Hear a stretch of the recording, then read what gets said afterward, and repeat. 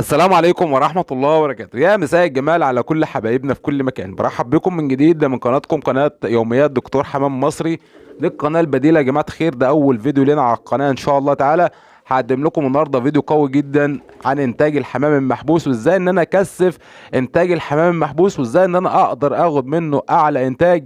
90% من المربيين بيربوا حمام محبوس، ولكن الحمام المحبوس عنده مشاكل كتير. هتلاقي عندك حمام بيبيض بيض برشت، هتلاقي الحمام بيبيض عندك بيضة واحدة، هتلاقي ان الحمام عندك الانتاج بتاعه مش احسن حاجة، مش هتلاقي الحمام بيلحم العش في العش.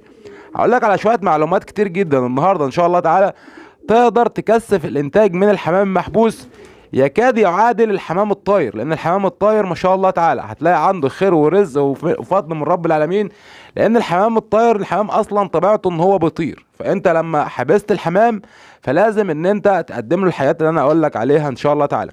ولكن يا شباب بتمنى الاشتراك في القناه ودعم الفيديو ده بلايك، نوصل الفيديو ده لاخواتنا.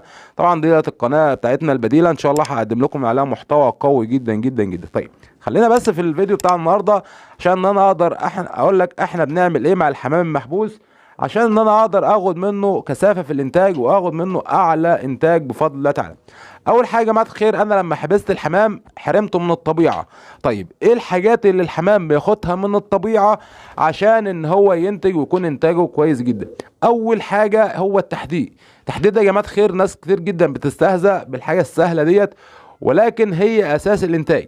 لو اي حد من اخواتنا الستات بيسمعنا دلوقتي، اي حد بيذبح الطيور فبيلاقي في القنصه بيلاقي فيها رمل، وبيلاقي فيها طوب، وبيلاقي فيها حاجات غريبه كده.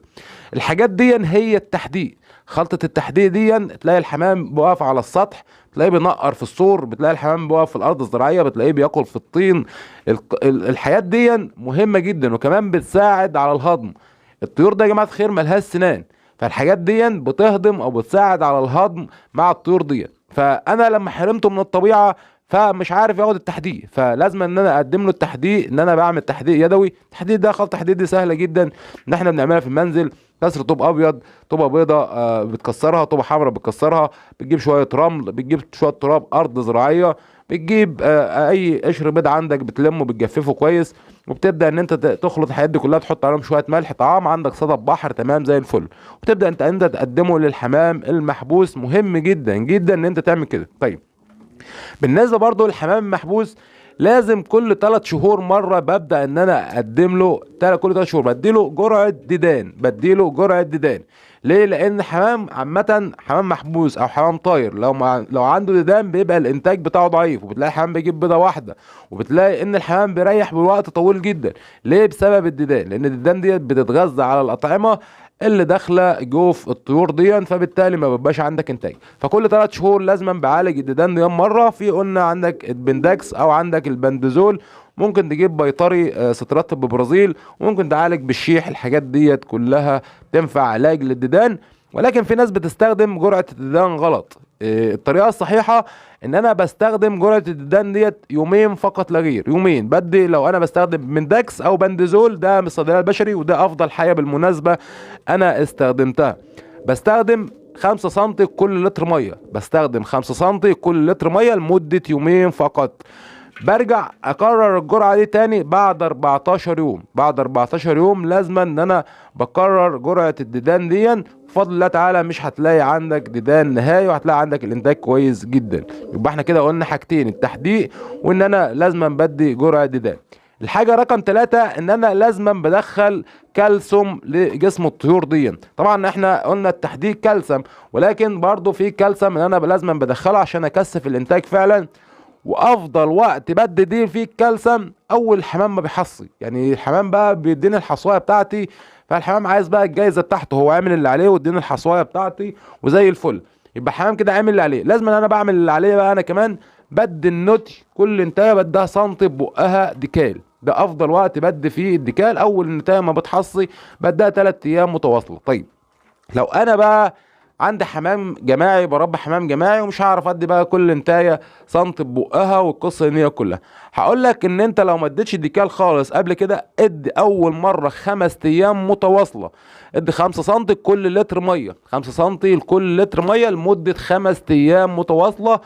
ولكن ما تزودش الجرعه. ليه؟ لان لو انت زودت في الجرعه هتلاقي عندك البيض بيكبس، لان قشره البيض هتبقى سميكه، فقشره البيض هتكبس منك والزغلول مش هيعرف يخرج من البيضه. فخلي بالك من النقطه ديت. الجرعات مهمه جدا. يبقى قلنا 5 سم كل لتر ميه لمده 5 ايام.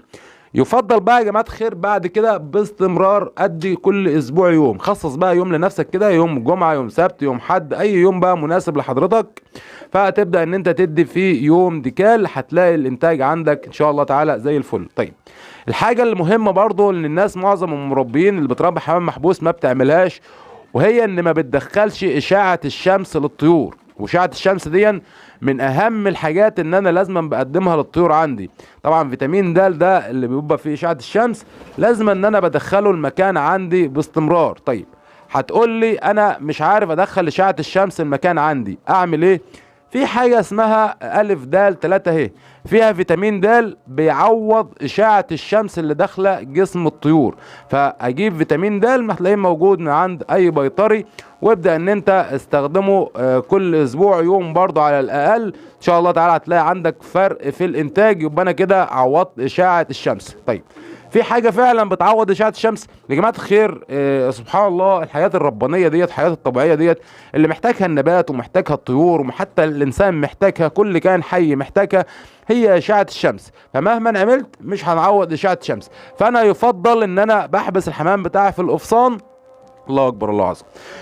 بحبس الحمام بتاعي في القفصان، وببدا ان انا اطلع الحمام لو مره كل اسبوع يعرضوا لاشعه الشمس. اشعه الشمس بتقتل الامراض، اشعه الشمس بتدي فيتامين د للحمام عندنا، تخلي الحمام قوي جدا ان شاء الله تعالى، بتجمد العظم كمان بتاع الزغاليل. فبتمنى يكون الفيديو بتاع النهارده اكون اقدم لكم معلومه ان شاء الله تعالى، وعدكم فوائد قويه جدا على القناه. اشتركوا في القناه يا شباب، فعلوا زر الجرس. شوفوا الشكر على خير. السلام عليكم.